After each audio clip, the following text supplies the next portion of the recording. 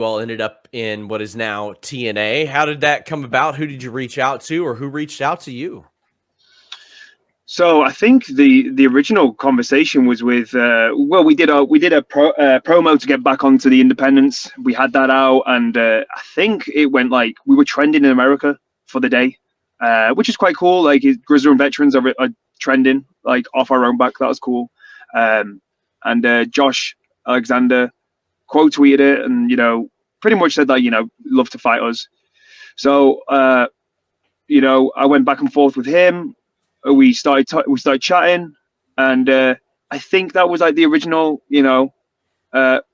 Would you be interested? Because obviously he's quite friendly with Scott and other people there, and obviously he's as far as I'm concerned, over the past few years he's been Mr. TNA or Mr. Impact. You know what I mean? He's been smashing it there, and it was one of them. It wasn't like let's talk straight away, but it was like if you're talking to people, we would also hey, sort of thing. Do you know what I mean? Like, we're also open to hear things. And it was, I think by then, the Impact announced the rebrand to TNA at that point, which obviously, if everyone's watched that, like, oh, it was great. You know what I mean? That was great.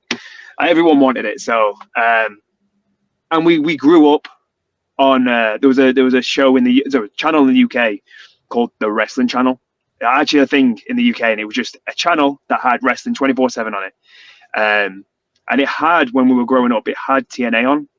And when we were like, 10 to 15, that was pretty much our only direct link to TNA wrestling. But at that time, when all you know is WWE, and you're seeing this like, 6-sided ring, and you're seeing the X divisions going wild, and then you're like, what's this? Like, so it was definitely one of those things where like, like we've decided to leave WWE, and it's not just kind of like, right, where do we want to land next? It's actually like, okay, when we decide to retire, when we decide to call it a day with wrestling, I want to personally tick every box that's possible.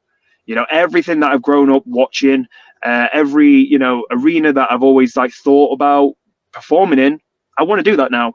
I don't want to just decide to leave, the biggest wrestling company in the world just for, nothing. Like, I want to actually make sure I'm doing these things. So as soon as there was an opportunity to do TNA, the thing I grew up watching, it was kind of a bit of a no-brainer.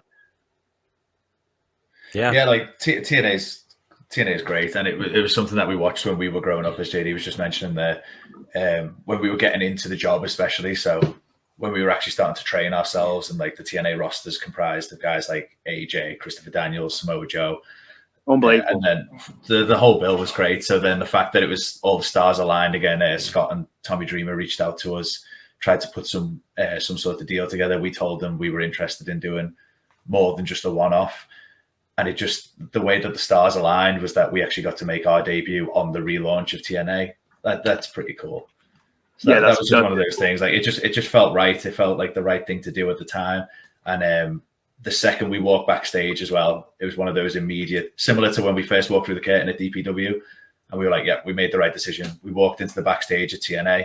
It took all of 5 minutes, and the two of us were looking at each other saying, we've made a great decision here. That locker room is just one of the absolute best in the world. Nobody's trying to step on anyone. Nobody's like, there's no politics back there. Again, that's not necessarily, I'm not trying to direct that at any other company. I'm 100% just focusing on how positive that locker room is there. It's just incredible. Everyone's there to elevate the show and to elevate each other. It's a great atmosphere to be part of. And then obviously the shows themselves are being sick as well.